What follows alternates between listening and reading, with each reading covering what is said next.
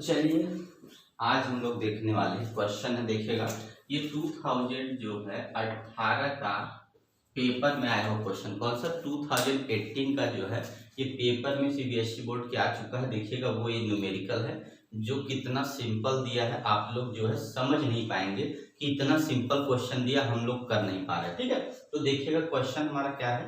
Question है 4 point charges Q. देखिएगा 4 point charge है, क्यू है, फिर स्मॉल क्यू, फिर कैपिटल, फिर Q small. Are place at the corner of square के कार्नर पे देखिए ये है क्यू क्यू क्यू क्यू, मतलब यहाँ कैपिटल, यहाँ कैपिटल, यहाँ स्मॉल, यहाँ स्मॉल, जिसकी साइड कितनी है small a, as shown in figure. इस फिगर में देखिएगा आप लोग ध्यान से, तो दिया है find the resultant electric force. क्या निकालना है? रिजल्टेंट इलेक्ट्रिक फोर्स निकालना है। किस पे? किसी एक चार्ज पे निकालना, इस वाले पे, चाहे इस पे ले ले चाहे इस पे ले ले, कितना फोर्स लगेगा इस वाले चार्ज पे। फिगर के फिर से देखिए क्वेश्चन क्या है कि 4 पॉइंट चार्ज, कैपिटल क्यू ये रहा, स्मॉल क्यू ये रहा, फिर कैपिटल, फिर क्यू यहाँ रहा, फिर स्मॉल क्यू रहा, are place at the corner पे रखा है। तो देखिएगा कार्नर पे है भी स्क्वायर के, जिसकी साइड क्या है स्मॉल है, सोन इन द फिगर में दे रखा है। फाइंड द रिजल्टेंट फोर्स निकालना है इस पे, ठीक है ना। तो देखिएगा कूलाम्स लॉ हम लोग पढ़ेंगे, क्या होता है कूलाम्स लॉ, क्या होता है। तो कूलाम्स लॉ में हम लोग जानते हैं क्या होता है, बाय द कूलाम्स लॉ जो है फोर्स इज इक्वल टू, ये F1 निकाल लीजिए, F1 इक्वल कितना होगा 1/4 पाई एप्सिलॉन नॉट। ठीक है, अगर हम इन दोनों देखिए डायगोनल स्क्वायर का होता है a√2, डायगोनल याद नहीं होगा a√2 होगा, तो हम लोग क्या करेंगे पहले Q1 Q2 किसके बीच में निकाल लेते हैं, तो इस और इस दोनों सेम वाले के बीच में निकाल लेते हैं फोर्स। तो हो जाए कितना Q और Q अपान कितना हो जाएगा, तो डिस्टेंस है a√2 का स्क्वायर।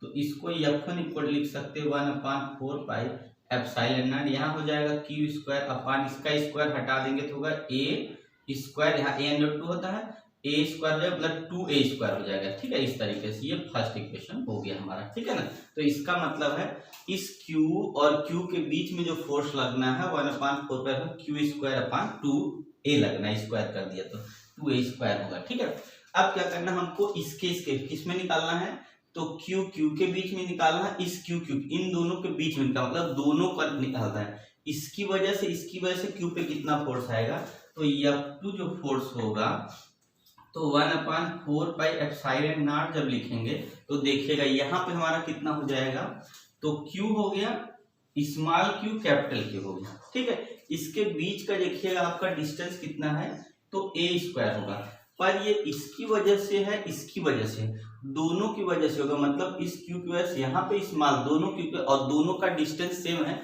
तो इसका हमको लेना पड़ता है क्या, एवरेज लेना पड़ता है। ठीक है, एवरेज देखिए ऐसे एवरेज मल्टीप्लाई कर देंगे तो ये हमारा हो जाएगा दूसरी वैल्यू आ गई। ठीक है, अब क्या करेंगे, टोटल जो फोर्स होगा वो F1 प्लस कितना हो जाएगा F2 हो जाएगा। तो F is equal to 1/4 pi epsilon naught Q square upon 2a square, और प्लस यहाँ जब लेंगे तो 1/4 पाई एप्सिलॉन नॉट, और यहाँ होगा कितना √2 क्यू क्यू अपान कितना होगा, तो a स्क्वायर हो जाएगा। इसके बाद इसको हम लोग 4 पाई एप्सिलॉन नॉट कामन कर लेंगे, इसमें से ये कामन है और क्या कामन है, q कामन है, यहाँ से a स्क्वायर कामन है, जो बच गया उसको लिख दीजिए। ठीक है, तो बचा कितना है, एक q बचा, यहाँ से 2 बच गया, फिर प्लस यहाँ पे √2 बच गया, एक स्मॉल क्यू बच गया, यही हमारा क्या हो जाएगा, आंसर हो जाएगा। देखिएगा तो ये हमारा आंसर है। तो इस तरीके का क्वेश्चन है, तो थोड़ा सा डाउट हो जाता है करे क्या, तो इस तरीके से देखिए आप कितना आसान है, बस आपको याद रखना है, इसका तो सबको पता है, डाउट इसमें आ जाएगा। तो इसकी वजह से जो फोर्स लगेगा वो होगा √Q अपान a स्क्वायर, दोनों का इसमें इनबिल्ट है, और उसके बाद दोनों को ऐड कर देंगे तो रिजल्टेंट की वैल्यू आ गई। देखिए कितना छोटा क्वेश्चन। ठीक है, तो चलिए आप लोग देख लीजिए, ऐसा समझ में। तो इस तरीके से ऐसा फिगर दिया होगा, इसको हम लोग क्या कर सकते हैं, डायरेक्ट कूलम्स लॉ का यूज करेंगे और आ जाएगा, है ना। ओके चलिए,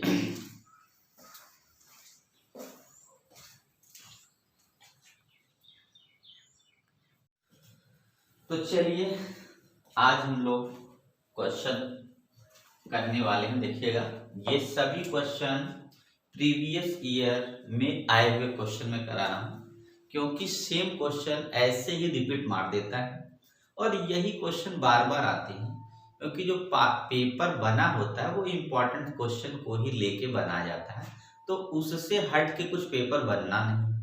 सिर्फ होता क्या है, थोड़ा सा क्या करते हैं उसमें मॉडिफाई करके चेंजिंग कर देते हैं और कुछ भी चेंज नहीं होता, ठीक है, क्योंकि मोस्ट इंपॉर्टेंट क्वेश्चन हमेशा से चलते आते हैं, तो ये कुछ अलग सी बात नहीं है कि आप जो है कुछ अलग करेंगे तो पेपर में कुछ अलग है। पेपर में सेम ऐसे ही आता है, आपको सिर्फ उसको समझना है कि जो क्वेश्चन उसको हम क्या करेंगे, बार बार रिवाइज कर ले तो आपका 100% श्योर है कि आपको 100% मार्क्स आना है, मतलब आप मैक्सिमम नंबर को गेन कर सकते हैं। तो क्वेश्चन क्या है, in air the electrostatic force on small 0.4 microcoulomb charge sphere due to another small 0.8 microcoulomb charge sphere is 0.2 newton. इसके कहने का मतलब है दो स्फीयर है जिसपे पहले पे चार्ज है 0.4 माइक्रोकूलम और इस वाले पे क्या है 0. माइनस है, मतलब एक प्लस एक माइनस है, 0.8 माइक्रोकूलम ये भी है और उस पे कितना फोर्स लग रहा है 0.2 न्यूटन लग रहा है। तो what is the difference between two sphere in term of distance. इसका मतलब ये है कि ये दोनों कितने दूर पे रखे, ठीक है, बस इसका मतलब इतने कि ये दोनों कितने दूर पे रखे और वो कितने दूर पे रखे वो डिस्टेंस हमें बता दो भाई। क्या होगा, वो डिस्टेंस हमें बता दो। जैसे एग्जांपल हम समझे तो देखिए कि ये दो स्फीयर ऐसे और ये दोनों स्फीयर यहाँ पे एक यहाँ एक यहाँ, इन दोनों के बीच बहुत स्मॉल है, तो इसका मतलब डिस्टेंस भी बहुत स्मॉल होगी। एक चार्ज है एक कूलम्ब्स लॉ से हम लोग जानते हैं दोनों के बीच में अट्रैक्शन फोर्स लगेगा। जब दोनों के बीच में अट्रैक्शन फोर्स लगेगा तो कूलम्ब्स लॉ से अगर अट्रैक्शन फोर्स की वैल्यू होती है, इसको सॉल्व कर लेते हैं। तो सबसे पहले गिवन वैल्यू लिखते हैं, क्या लिखा, Q1 इज इक्वल टू होगा 0.4 माइक्रोकूलम, इसको बदलना पड़ता है 0.4 10⁻⁻⁶ क्या होगा कूलम हो जाएगा। ऐसे ही Q2 की वैल्यू है -0.8 यहाँ 0.8 कर दिए माइक्रोकूलम, इसको बदलेंगे 0.8 यहाँ पे 10⁻⁻⁶ कूलम में चेंज कर लिया और 1/4πε0 की जो वैल्यू होती है 9 × 10⁻9 होती है। तो फोर्स का जो फार्मूला होता है, कूलम्ब्स फोर्स जो फार्मूला होता है 1/4πε0 होता है, क्या होता है 1/4 और ये होता है Q1 Q2 अपॉन r²। देखिए ये वैल्यू, अब यहाँ से पूरी वैल्यू वहां पे रख दी। देखिए फोर्स हमने नहीं लिखा है, फोर्स की वैल्यू 0.2 न्यूटन, देखिए ये न्यूटन दिया है, यहाँ माइक्रो इसलिए न्यूटन दिया, इसीलिए सबको चेंज करना पड़ा। चलिए यहाँ वैल्यू लिखते हैं 0.2, ये फोर्स की वैल्यू हो गई। चलिए 1/4πε0 की वैल्यू कितनी है, तो ये है 9 ×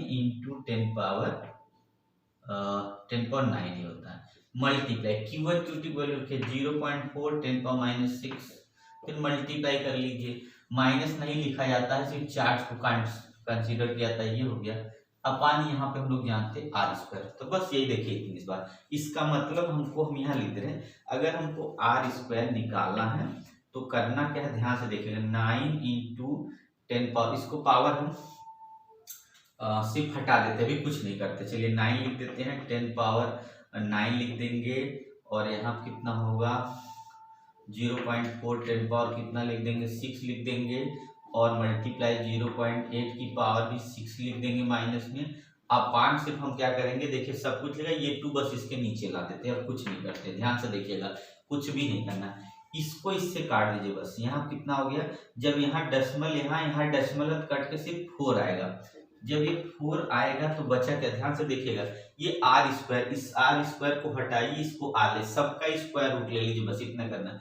स्क्वायर रूट जब लेंगे भैया तो 9 का 3, इस 9 का स्क्वायर रूट 3, इस 4 का स्क्वायर रूट कितना हो जाएगा पता है, इस 4 का स्क्वायर रूट हो जाएगा 2, इस 4 का स्क्वायर रूट कितना हो जाएगा 2, इस 6 का स्क्वायर रूट हो जाएगा -3, इस 6 का स्क्वायर रूट कितना हो जाएगा तो -3। ध्यान से देखते जाइएगा बस, फिर उसके बाद मल्टीप्लाई कर लेते हैं इस बचा कितना, ये 9 बचा, 9 इस 9 में 8 कर लीजिए, इस 9 का 8 का मतलब 10 पावर हो गया 4। देखिएगा इसको इरेज कर दे, थोड़ा सुधर है, 0.2 है। ठीक है, अब क्या बचा ध्यान से देखिए, यहाँ एक पॉइंट था जो बचा रह गया।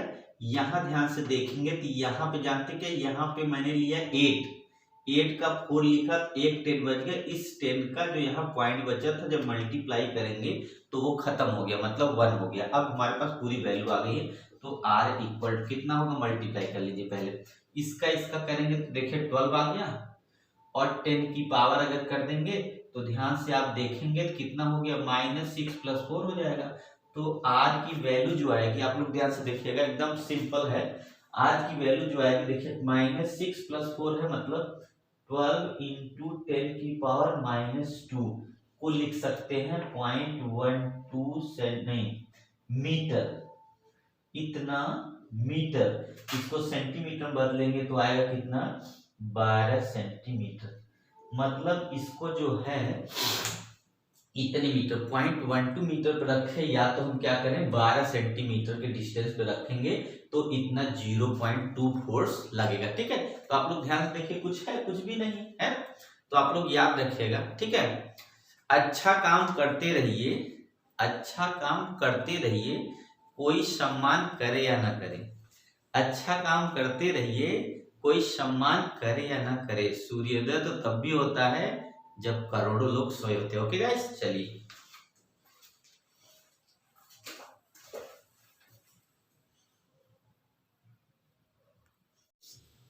आइए, तो हम लोग जो है नेक्स्ट न्यूमेरिकल लेके आए हैं। आप लोग ध्यान से देख लीजिए, क्वेश्चन सामने है, तो आपको मैं 1 बाय 1 करके एक क्वेश्चन करा रहा हूँ जो पेपर में आया हुआ है। मैं इसलिए एक से ज्यादा जो है वीडियो नहीं डालता क्वेश्चन को लेके, क्योंकि आप लोग एक वीडियो देख के बोर नहीं, एक को बल्कि 2 बार देखिए, ज्यादा बेटर है।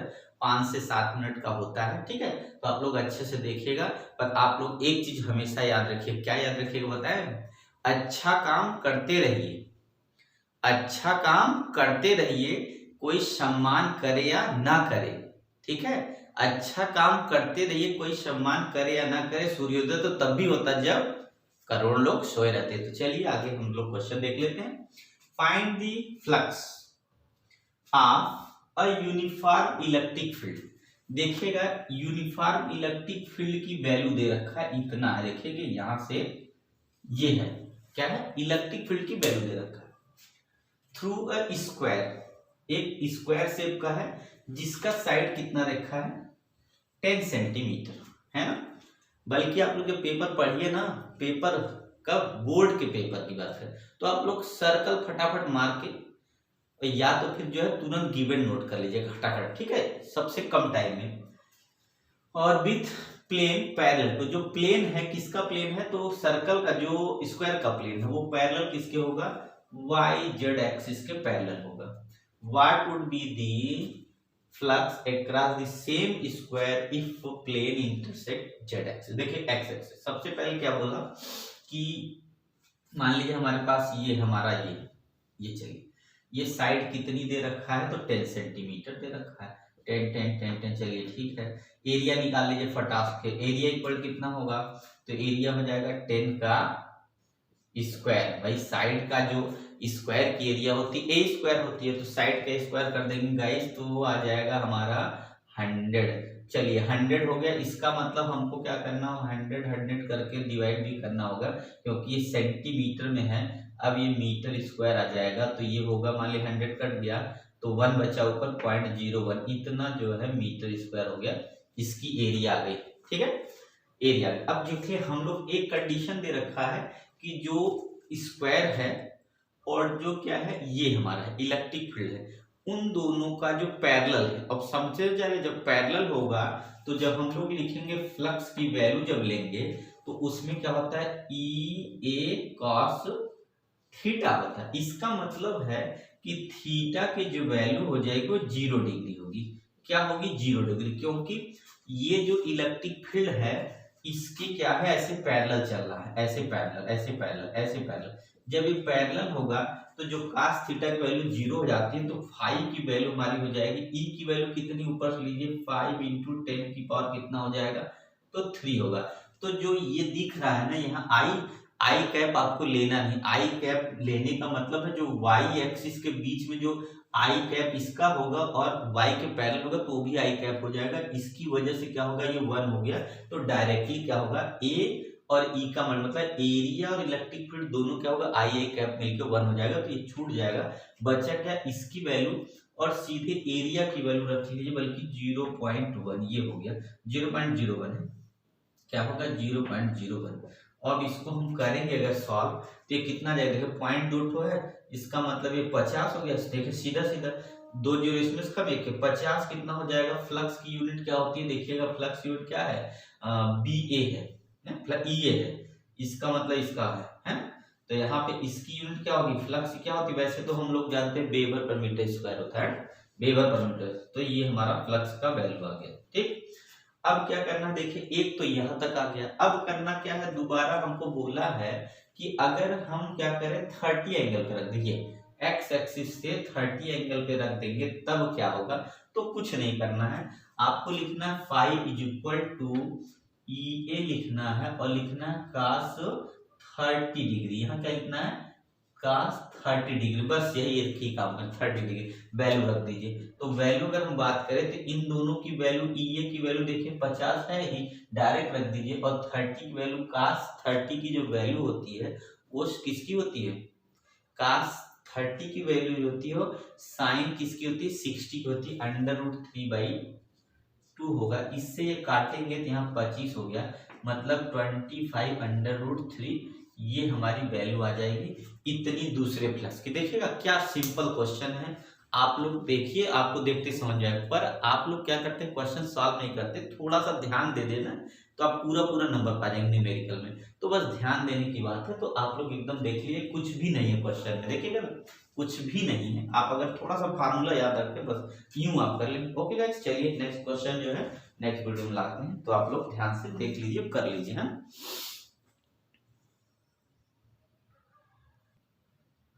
तो चलिए गाइस देखिएगा, तो देखिएगा यहाँ पे थोड़ी एक हल्की सी मिस्टेक हो गई, देखिएगा ध्यान से, क्योंकि मैंने दिख गया तो ध्यान से आ गया। तो देखिएगा यहाँ क्या है कि जब हम लोग क्या करेंगे, ये जो होगा ये एक्स एक्सिस से जब ये बनाएगा 30 डिग्री, ऐसे समझिएगा। मान लीजिए हमने प्लेन ड्रा कर लिया, ये हमने क्या किया, इस प्लेन को मान लिया यहाँ पे, ऐसे 2 प्लेन मारते हैं, जैसे ऐसे मान, ये एक एक्सिस है, ये हो गया एक, यहाँ से मान लीजिए एक ये हो गया, एक ये हो गया। अगर हमारा मान लिया क्या हो गया, ये y हो गया और ये z हो गया, ठीक है, x यहाँ का से, तो इन दोनों से जो एंगल क्या होगा, इससे कितना बना लिया, तो ये हमारा बना लिया 30 डिग्री, ठीक है, x एक्सिस 30, इसका मतलब जो है तो y x से आएगा 30 डिग्री, x से ये वाला, तो x y से कितना एंगल बनाएगा, तो 90 में से अगर हम क्या कर देंगे 30 सब्ट्रैक्ट कर देंगे, तो ये बना लेगा हमारा कितना 60 डिग्री के। ध्यान से देखिएगा, तो इसका मतलब हमारा यहाँ पे 60 डिग्री रखा जाएगा, और 60 डिग्री का मतलब हो जाएगा 1/2। इसको काट देंगे ना तो हमारा सिर्फ 25 आ जाएगा, 25 जो है ये वैल्यू आ जाएगी, ठीक है।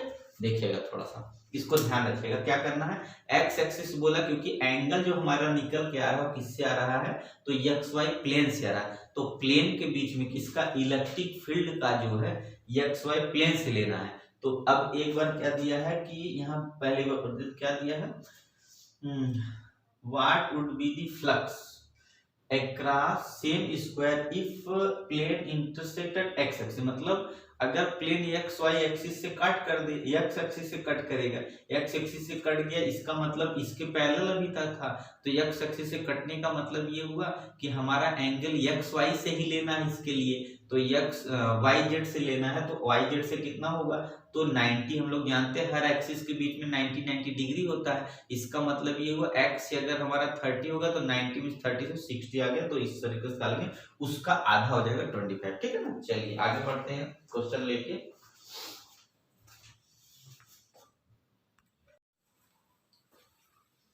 तो चलिए अब हम लोग जो है नेक्स्ट जो है क्वेश्चन देखेगा। ये सभी क्वेश्चन सबसे पहले तो आप ये माइंड में डाल लीजिएगा, एकदम कंफर्म ये क्वेश्चन आया हुआ है, प्रीवियस ईयर का है, 2018 का है, कोई 16 का है, कोई 15 का, जो क्वेश्चन है बस वही मैं करा रहा हूँ, ठीक है।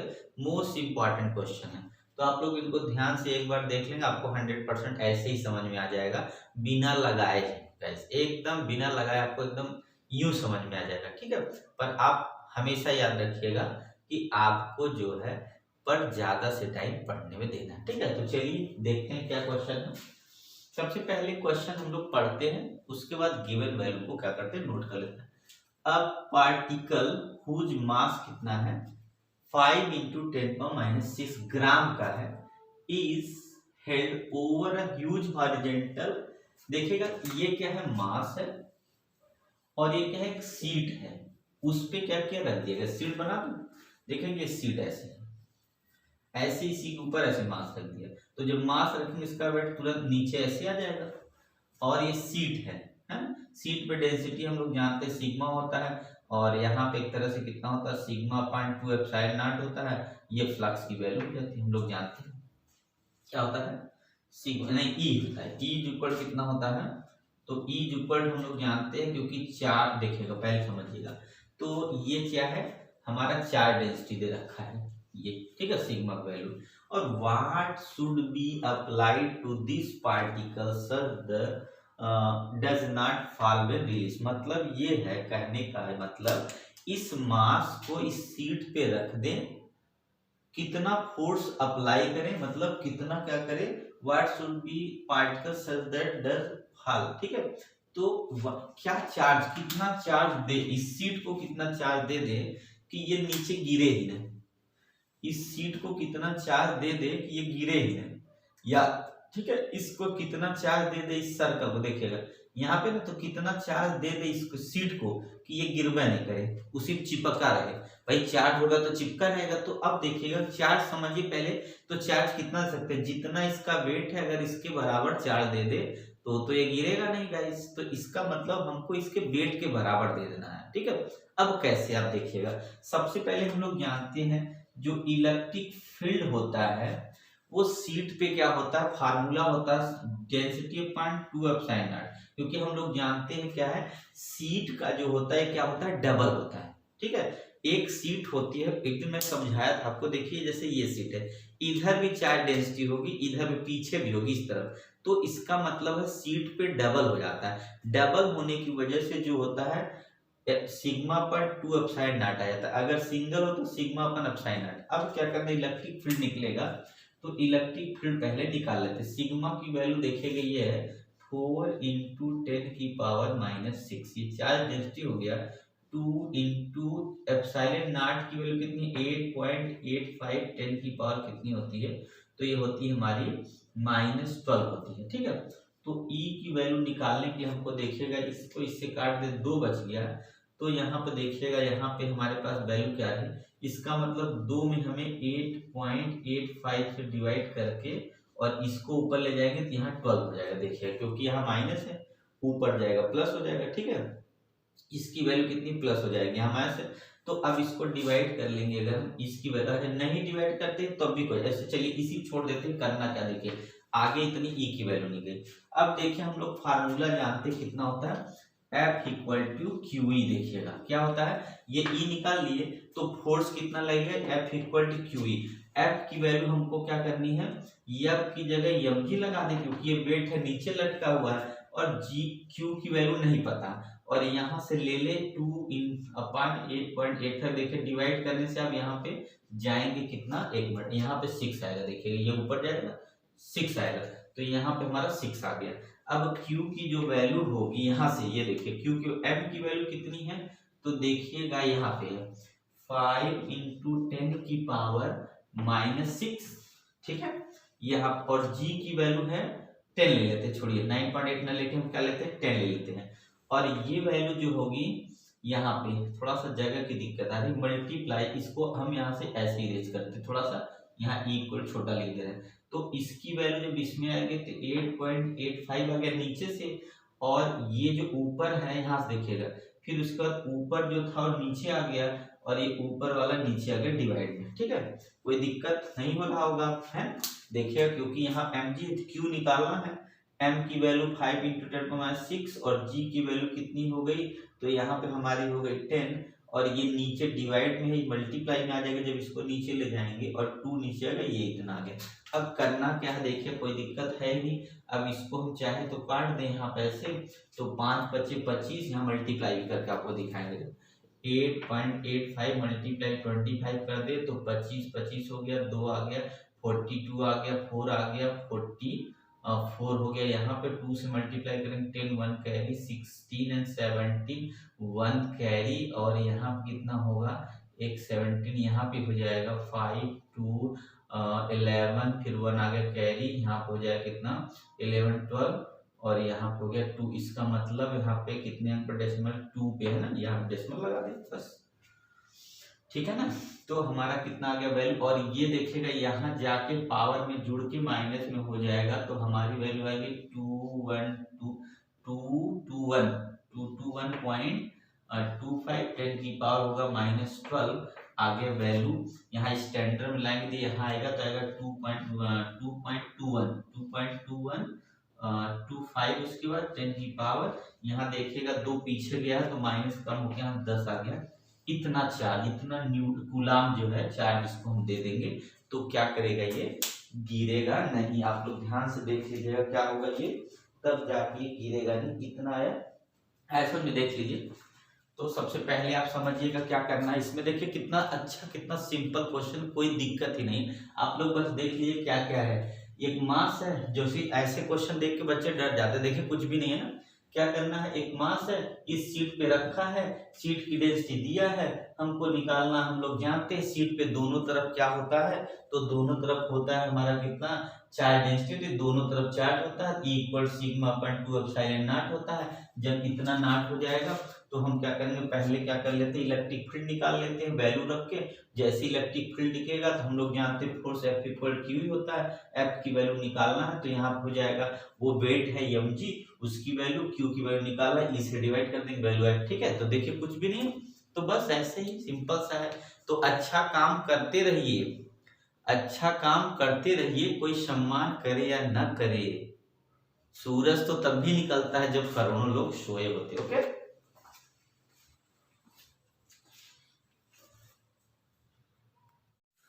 तो चलिए गाइस, नेक्स्ट वीडियो है 3rd चैप्टर का, सेकंड चैप्टर किसका, कैपेसिटर का क्वेश्चन लेके आया हूं। कैपेसिटर का सबसे पहले कुछ फंडामेंटल बातें जान ले। क्या फॉर्मूला क्या है कैपेसिटर का, आप लोग जानते हैं, Q = CV है ना, होता है ना। C क्या है, Q क्या है, चार्ज है, C क्या है, कैपेसिटेंस है, और V क्या है, इलेक्ट्रिक पोटेंशियल होता है, ठीक है। देखिएगा फिर से इस पे चलते, Q = CV। सीरीज का जो फार्मूला कैपेसिटर को 1/C = 1/C1 + 1/C2 + 1/C3, ये सीरीज का फार्मूला किसका है, सीरीज कॉम्बिनेशन का। पैरेलल का होता है C = CO + C2 and +C3, ये पैरेलल कॉम्बिनेशन का फार्मूला होता है जो हम लोग इस क्वेश्चन में लगाने वाले। चलिए अब ध्यान से देखते हैं क्वेश्चन क्या है।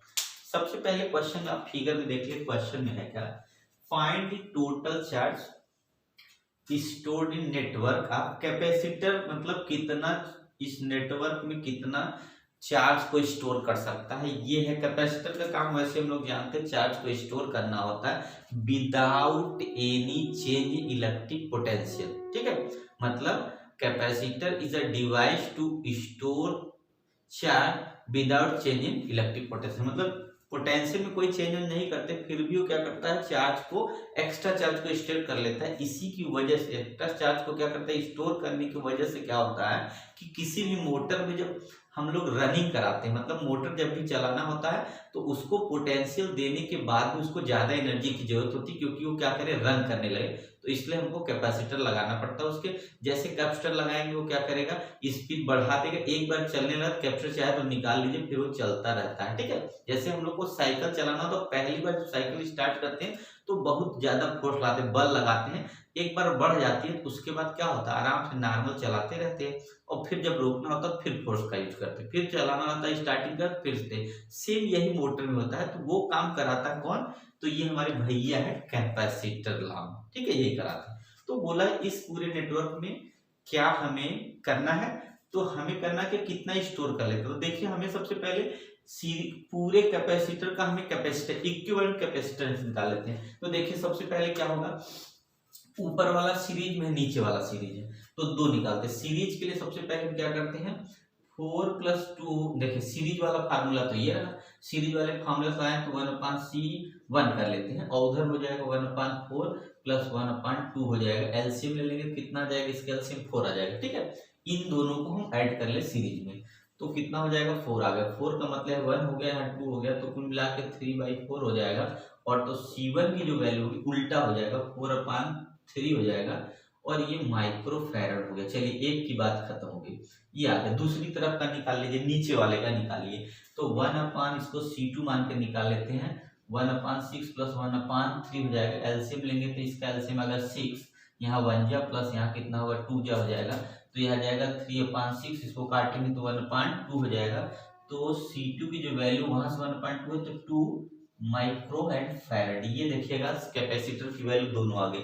C1 की आगे 4/3, मतलब ऊपर वाले को, इसको हमने दोनों को यहाँ से यहाँ जोड़े, इसको C1 मान लिया, इस वाले को हमने दोनों को C2 मान लिया। ठीक है, तो इसकी वैल्यू जो आ गई कितनी, तो 4/3 ला दिया, इसकी वैल्यू कितनी आ गई, तो 2 ला दिया मैंने। ठीक है, अब करना क्या हमको, ये दोनों देखिएगा, यहाँ से हम लोग जब ये करंट चला, यहाँ पॉजिटिव था, इधर चला, इधर चला, इधर चला, यहाँ जैसे चला, इधर इधर बढ़ गया, तो इसका मतलब ये वाला सीरीज हो गया, और आपस में होल रिजल्ट होगा, पैरेलल होगा। तो ओवरऑल C1 + C2 होगा, तो C की वैल्यू इन दोनों को ऐड कर लीजिए, तो कितना होगा, 4/3 प्लस कितना होगा, 2 ऐड कर लेते हैं। C कितना होगा, इसका एलसीएम लेंगे तो मल्टीप्लाई का 6, 10 आ जाएगा। 10/3 माइक्रो फैरड, ये कैपेसिटर, टोटल कैपेसिटर की वैल्यू निकाल दिया, कितना आ गया, तो 10/3 माइक्रो फैरड आ गया। माइक्रो फैरड को भी चेंज कर लेंगे, 10⁻6 से मल्टीप्लाई करेंगे माइनस करके, तो आ जाएगा। ठीक है, इसको बदल ही लीजिए, C कितना होगा, 10/3 -6 माइक्रो फैरड हट के फैरड में बन गए। ठीक है, अब हम लोग को करना क्या है, अभी मैंने ये फार्मूला लिखा था, देखिए इसी में रख दीजिए, तो C की जो वैल्यू होगी इसी फार्मूले में रखते हैं। C कितना होगा, Q/V हो जाएगा। तो Q की वैल्यू हमारी, हाँ एक मिनट, C हमको निकालना है, क्या निकालना है, फाइंड द टोटल चार्ज निकालना है। ठीक है, क्या निकालना है, टोटल चार्ज। देखिएगा हमको क्या निकालना है, यहाँ हमने देखा ये क्या निकाला, टोटल चार्ज। तो Q हमारा हो जाएगा CV, C की वैल्यू है 10/3, और मल्टीप्लाई यही ला देते हैं, कितना, V, वोल्टेज क्या है, 3 वोल्ट की बैटरी भैया, 3 वोल्ट से मल्टीप्लाई, 10 की पावर कितना है, -6 से, कुल कट के यहाँ बच गया कितना, 10 × 10 की पावर -6 वोल्ट, थोड़ा हिल रहा है, तो हमारा चार्ज कूलाम में आ गया। देखिएगा ये आंसर 10 × 10⁻6 कूलाम। ठीक है, तो आप लोग देखिए, कोई दिक्कत नहीं है। इसका पहले पैरेलल सीरीज निकालेंगे, सीरीज में रेजिस्टेंस का उल्टा फार्मूला होता है, फिर इसका सीरीज निकालेंगे, रेजिस्टेंस का इसमें उल्टा होता है, फिर दोनों का ओवरऑल पैरेलल निकाल के डायरेक्टली इसी फार्मूले में लाके रख देंगे, सीधे सीधे चार्ज ही निकल जाएगा, वो चार्ज जो बताना था। ठीक है, तो आप लोग ध्यान से समझिएगा, ये सब बस कुछ नहीं यार, सिंपल, आप बस ध्यान देते रहिए, सब कुछ हो जाए। ठीक है, तो जानते ही ऐसे कुछ भी नहीं होता है। तीर को आगे छोड़ने के लिए पीछे खींचना पड़ता है, तीर को आगे छोड़ने के लिए पीछे खींचना पड़ता है, वैसे ही अच्छे दिनों के लिए बुरे दिनों से लड़ना पड़ता है। ओके।